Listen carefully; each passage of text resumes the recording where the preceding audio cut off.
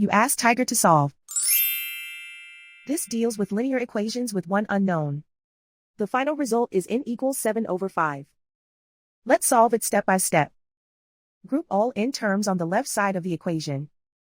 Subtract 2n from both sides. Group like terms. Simplify the arithmetic.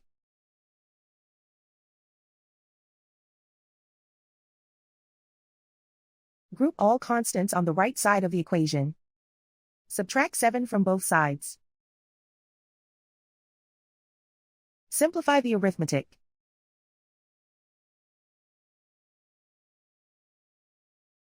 Isolate the n. Divide both sides by -5. Cancel out the negatives. Simplify the fraction. Cancel out the negatives. And so the final result is n equals 7/5.